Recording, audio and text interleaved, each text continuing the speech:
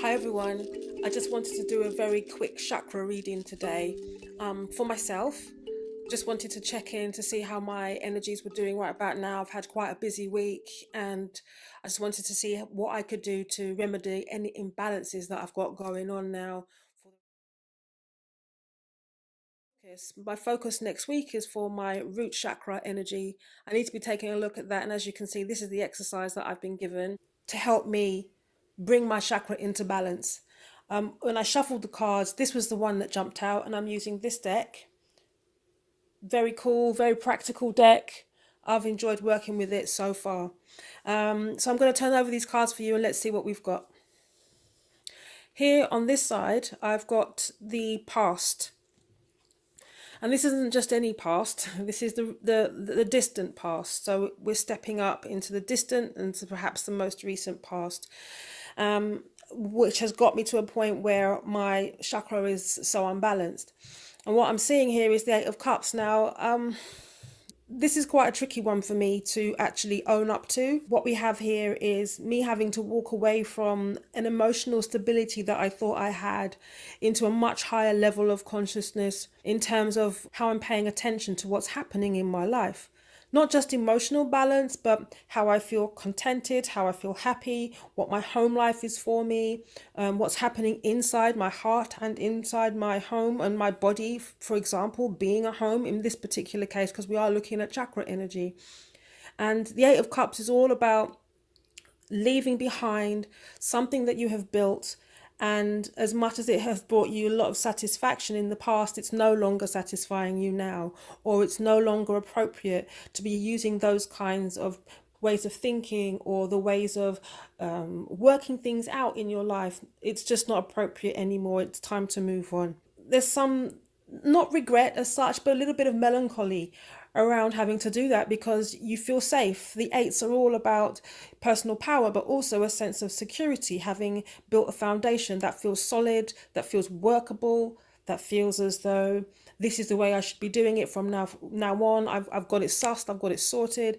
When actually no, life is about flow. The cups are all about flow. They're the water element, so it's about keeping things moving. The woman in this card, she's wearing deep indigo and she's also wearing red that is muted, which is saying that her passions have been muted because they're not being channeled in the way that's useful anymore. And that to be wearing this cloak of indigo is actually to take on a new kind of spiritual, intuitive outlook on life so that you can move up to the next level. And where that's taking me in terms of my home, my body, my work, my thoughts around money and finances, all those things that make you feel safe and secure, is taking me into another eight. Eight is about apprenticeship. It's about learning, upskilling, and other times it's about being a complete virtuoso. But at the same time, even though you might be a master or a mistress at something, there's always room for growth. There's always room for learning.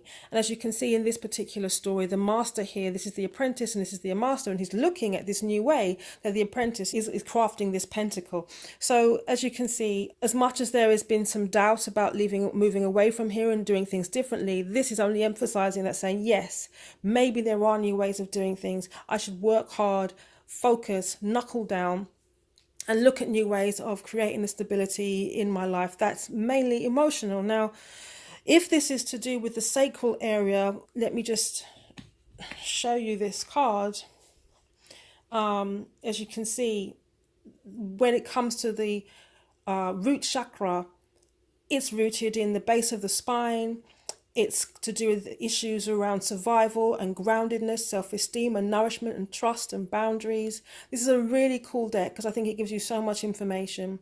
So emotionally, I may not be feeling completely grounded in the way that I am treating my body or the trust that I have in the skills that I have, which means there's a bit of doubt in myself, which, as you can see, the master has. He's doubting himself. He's doubting the skills that he's had. But this is an opportunity for learning from a new generation, learning new ways of doing things. So it's actually, if I think about this as an exciting time in the present, which is what this line represents, then things can only get better, to be quite honest. So I'm going to take a much more positive approach in thinking about this, rather than thinking, oh my gosh, I thought I had everything covered. I've been an artist for so long, and I'm a grown woman, and I thought I had everything sorted in my head. When actually, no, this is a new time. It's 2019. We're into into May already, and my birthday is coming up. So this is actually a really good time to be reflecting about these things.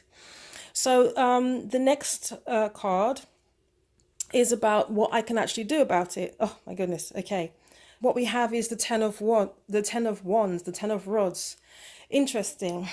I have been extremely busy this year. I'm not upset about that. Most of the busyness hasn't been to do with the work that I usually do. I've had quite a few decent performances. I've traveled abroad quite a bit. I only came back from Estonia yesterday doing a performance for a literature festival. That was also a very busy social time. So it actually took a lot of toll on my work, on my body, sleeping late, eating a lot of food that I'm not usually used to eating, to what I'm doing at home, lots of cheese, lots of bread, lots of dairy products, things that I should have been eating. So there was really an overload on my body. And with the sacral chakra, it is also to do with the intestine as well, the large intestine.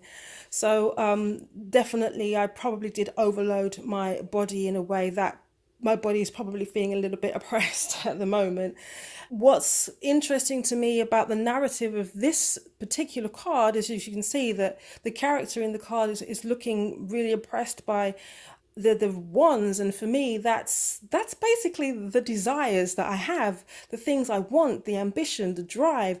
I'm probably pushing myself a little bit too hard, and behind you can see there is a way out into a greener space. So, yes, there's a fertility, there's abundance, there's growth. If I can just turn around and slide past this one that seems to be blocking the way, when actually it's not blocking the way at all. So I can get out of this situation. I can get out of the walls that have been built up there. Just looking at the color scheme here, we've got this one. This is a doorway, leaving one sense of knowledge that's spiritual, that's rooted in my joyfulness in terms of how I create my joy. And again, here you have it's slightly muted, where it's like that joy is being tested and challenged.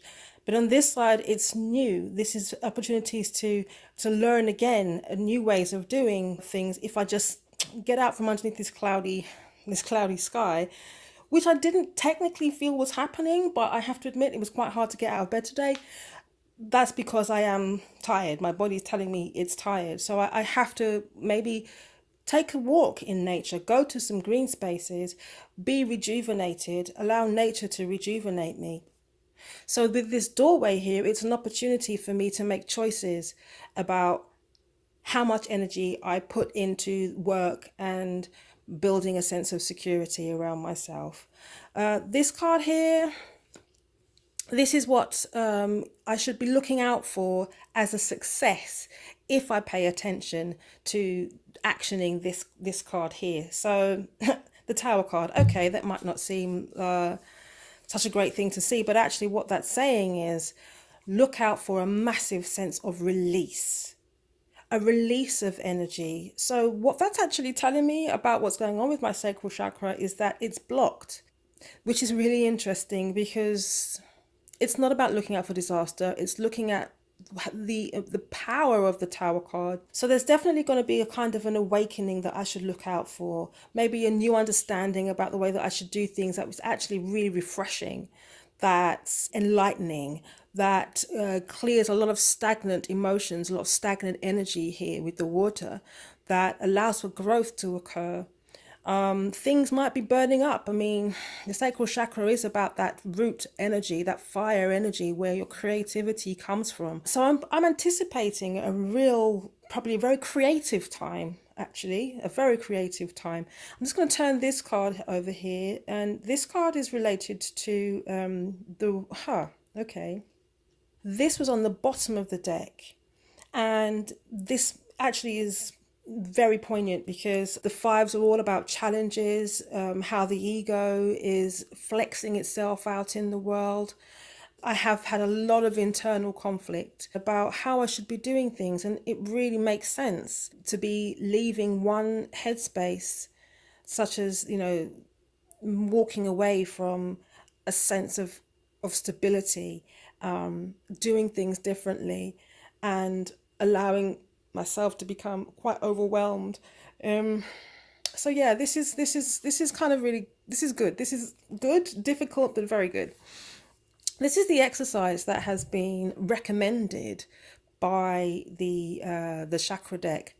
Now, when I shuffled this deck, the chakra deck, what I actually did was decided that whatever card came up, I was going, whether it was an exercise or whether it was the actual chakra symbol itself, I was going to take what chakra that exercise belonged to, and this was the card that came up. So I'm going to spend a lot of time focusing on how I can balance my sacral chakra, and be doing this exercise once a week.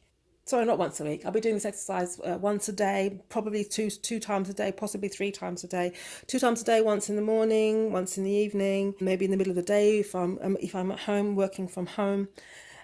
And here we go. This is the kind of, you might want to pause this if you want to see exactly how it works. But as you can see, it opens the pelvis, loosens the hips, aids digestion and elimination, tones pectoral muscles, great for security and grounding, which is essential when you think about it in terms of this card here. If I'm going to be changing up things completely, I'm going to need something that's going to make me feel grounded or going to aid and facilitate grounding. Now, I've got these crystals here, and I've got a beautiful piece of garnet. Absolutely love this piece of garnet. Very, very powerful. Smoky quartz also. Love smoky quartz. It's got such a comforting feel to it. And also beautiful piece of onyx, and which is also good for meditating so that you can get to the bottom of things, figuratively speaking. It really pulls things out from the subconscious. So I'm hoping to be able to feel a lot of change throughout next week. And I'll let you know, I'll get back to you, and we'll see what's happening next Sunday in terms of balancing my chakra, because this is such important work for a holistic approach to dealing with your day to day. It's very good to know where your chakras are at, because you open yourself up to being vulnerable, or you close yourself off to not allowing new positive, interesting even things into your life. So that's it for now. That's my chakra reading. Thanks for listening, and I hope you found some useful things in there.